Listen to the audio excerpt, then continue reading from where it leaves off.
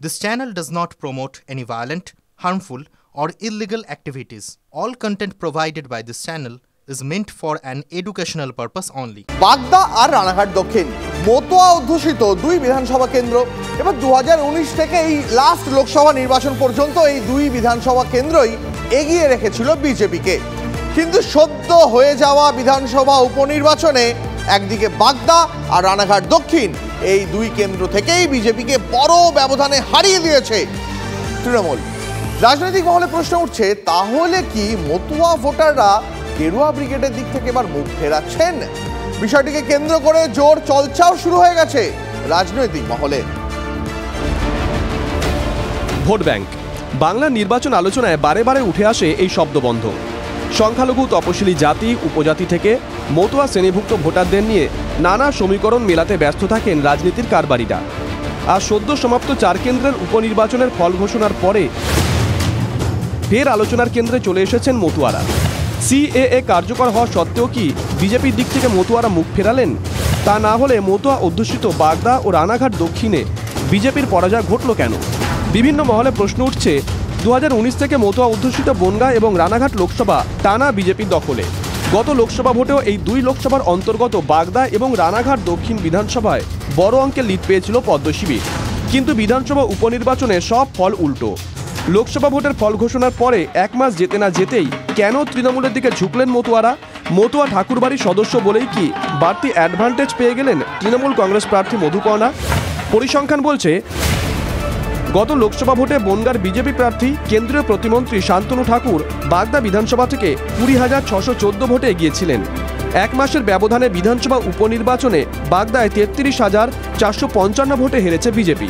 অর্থাৎ লোকসভা ভোটের নিরিখে 20,000-এর ব্যবধান ঘুচিয়েও আরও 12,841 ভোট বেশি পেয়েছে তৃণমূল। বাগদার মানুষ আমি যেটা করেছি তাদের সকলের যে বিজেপিতে চলে গেছে, তারাও বলেছে মা যদি আমাদের কাছে আসে আমি ভোটটা বাড়তিতে একটা আছে যেটা ঠাকুরবাড়ির প্রার্থী তৃণমূল।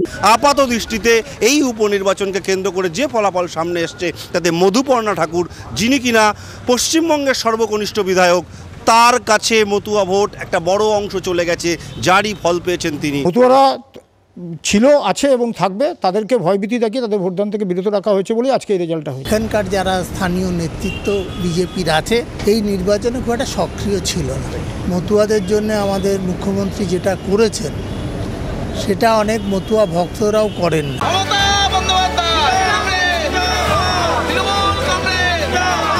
বাগদার মতো মতুয়া অধ্যুষিত রানাঘাট দক্ষিণেও একই ছবি। গত লোকসভা নির্বাচনেও বিজেপি প্রার্থী জগন্নাথ সরকার এই বিধানসভা থেকে 36,936 ভোটে এগিয়েছিলেন।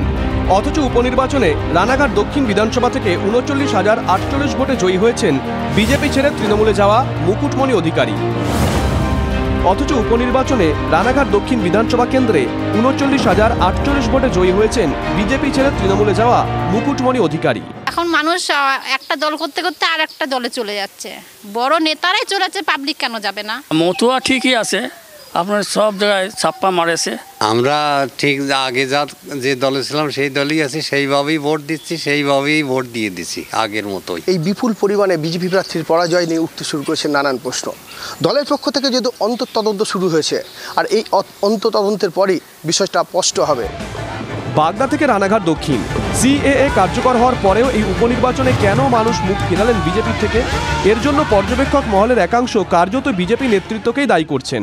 দেখা যাচ্ছে যে মতুয়ারা ভীষণভাবে সাপোর্ট করছে, কিন্তু সাপোর্ট করলেও মতুয়ারা সাপোর্টটা সেভাবে পাচ্ছে না বিজেপির থেকে। একদম তাই। মতুয়ারা যে আন্দোলনটা করেছিলেন সিএ নিয়ে আন্দোলন, এবং সেই আন্দোলনটা সাকসেস, সেন্ট্রালে সেটা আইন পাস হয়েছে, সব কিছুই ঠিক আছে, কিন্তু মতুয়ারা সেটা চেয়েছিল নিঃস্বার্থভাবে নাগরিকত্ব।